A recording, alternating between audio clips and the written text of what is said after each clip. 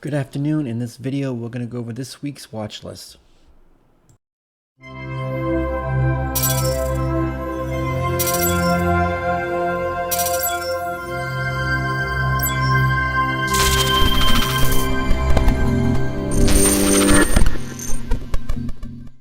Before I get into the watch list, if you're not in the room, you can find the link in the description of the video in the bio section of social media. We have a lot going on this week, a lot of earnings from a lot of the stocks we play every week. So it could be an interesting, hopefully a volatile week. We have FOMC this week on Wednesday. We have OPEC. So there's a lot going on this week. Hopefully it will be volatile and not choppy.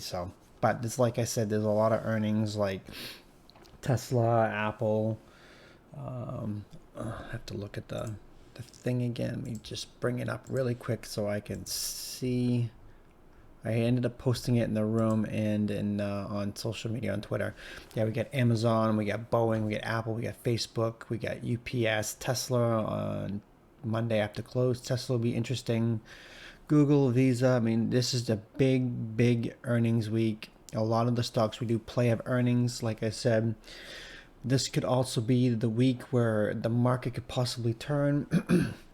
If there's a lot of earning misses, it could really have a big impact on the market. So, and like I said, we have Powell on Wednesday and FOMC. So things could end up being changed really fast. So a lot of the things I'm going to show you are stocks that we are playing on during earnings. So they're going to be different. The levels are going to be different.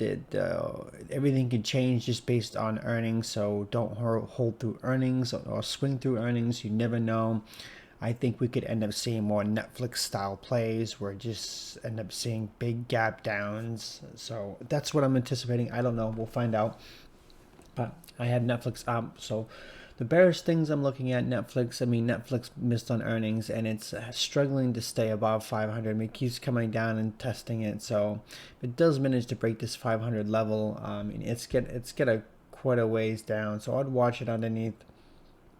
Obviously 500 for a push down to 492. Then you have this area right here in 490 and 480. Now if it breaks this 480 area,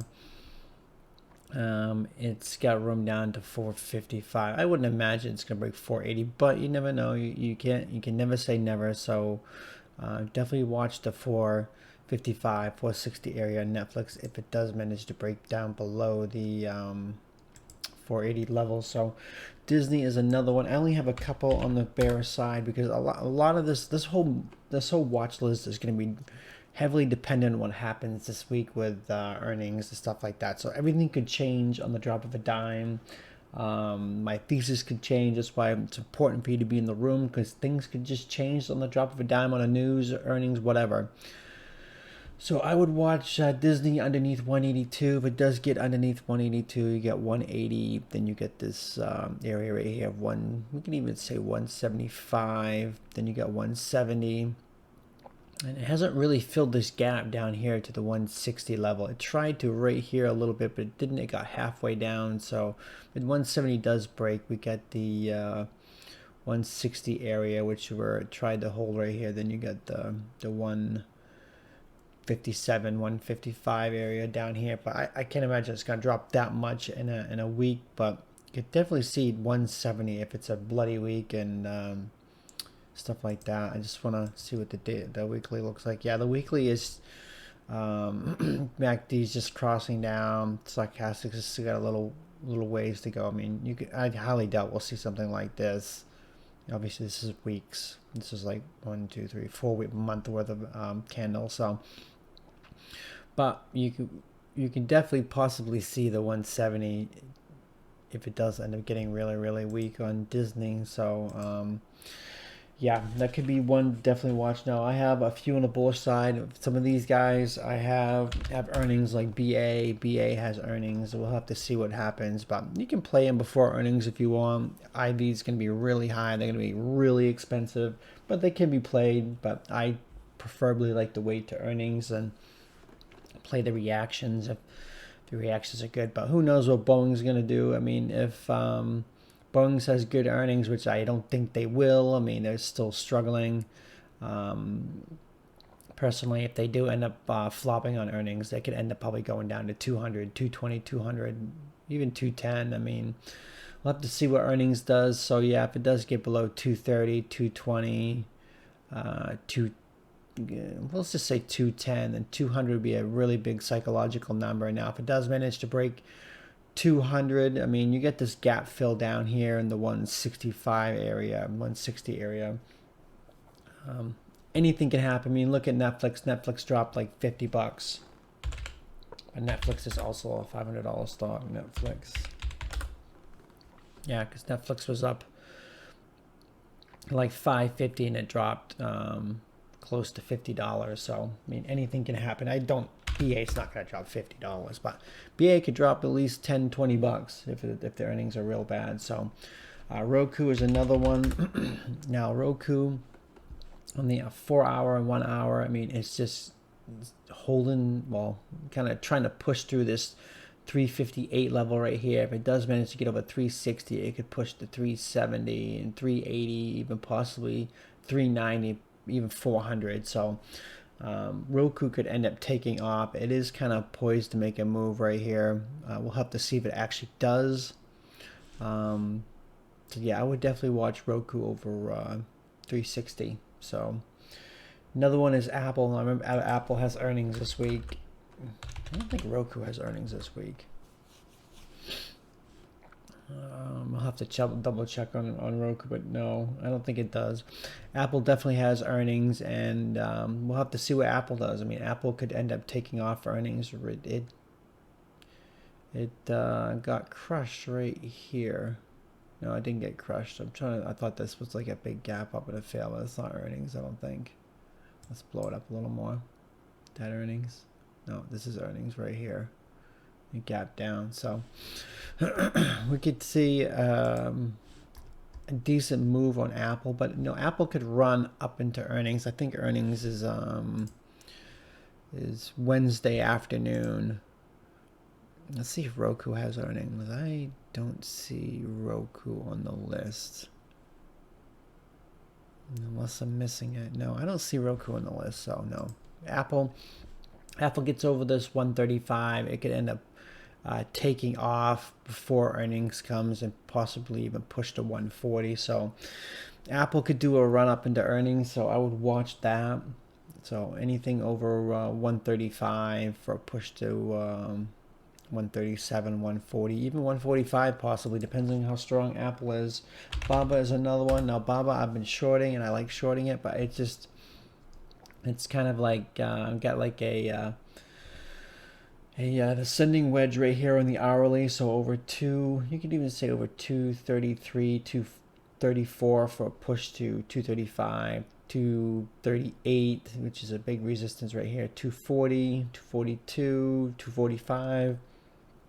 So Baba could have a nice little push, but it would all depend on what's going on. If there's any more drama going on with Alibaba or something, so have to keep an eye on the news with that, because I know last time I knew that China was going after them again, or trying to, or hinting towards it, or something like that. So anything can happen on Baba, so just have to be cautious of that. QCOM is another one. They have earnings this week. Hopefully it'll be good earnings, or it's just been getting hammered on since the last earnings. Last earnings it dumped from 165 down to the 150 area, and it just has not recovered since the last earnings. So hopefully this earnings will be good, and at least get it to recover to 150 and start trying to fill a gap. So QCOM could have a run up into earnings, and theirs is Wednesday afternoon and Wednesday after close.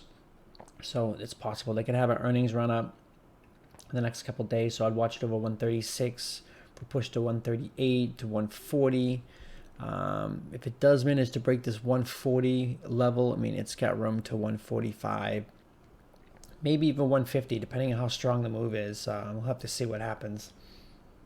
Now Shopify's got earnings. I mean, every ticker I have I'm watching this week has earnings, and the numbers I'm calling out could substantially change based on their earnings. Now, Shopify, I know I see a head and shoulders on the daily right here, left head and right shoulder. I mean, it could end up just taking a hit on earnings, but every time I see Shopify on the 4 hour, even 1 hour below the regression channel, like right here, chopping below, it likes to pop up and come through it again. So like it did right here, come down below it, popped up. Now the regression channel is pointing upwards, so it's below it now.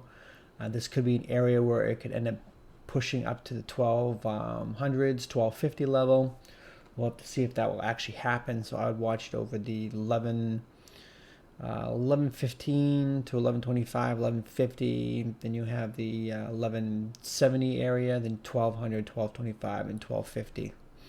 And if it manages to get over 1250, I mean 1300 could come really, really fast. Now, I just don't like the head and shoulders on the daily. That's the only thing I worry about. But let's see what Baidu. I think Baidu I was looking at, but it's just sitting in the middle of nothing. I mean, I don't know. I don't really like Baidu that much. So SPY. I'll just take a quick look at SPY. Now SPY just keeps going and going and going and going, and even with the taxes that came out, it just fully recovered and made all-time highs afterwards. Now I was looking at the put to call ratio. Is still heavy on the put side, so I would not be surprised if we end up getting a push up to 420 for the next, maybe tomorrow or the next day before either earnings smashes it or FOMC does something. So we could see a choppy or a slow grind up until we have earnings. So I think the one that really, I mean, obviously Tesla will have a little bit of an impact, but the ones that are really going to have a big impact is going to be Wednesday, when you have like Tuesday night you have Google, then you have Wednesday you have Boeing, you have Shopify, you have Apple, Facebook, I mean, then you have Amazon. So Tuesday afternoon into Thursday morning is going to be the area to really watch, and FOMC is on Wednesday. So Wednesday could be the day that things could turn around if things are really bad. So just remember that. Like I said, the numbers and the stocks we watch, I mostly have earnings this week, will probably play a lot of the reaction. That's why it's important to be in the room so we know what we're doing right before open. We have a game plan. That's where I end up making most of my decisions right before the bell. Because overnight gap ups and gap downs change the way that I'm going to play because of that. And you just have to adapt. And that's why being in the room is important. So that's going to do it for the watch list. Not much to really talk about. Like I said, earnings is going to be the big factor this week in FOMC, and we'll adjust from there. So make sure you like the video and subscribe if you haven't already. And thanks for watching. I hope to see you in the room.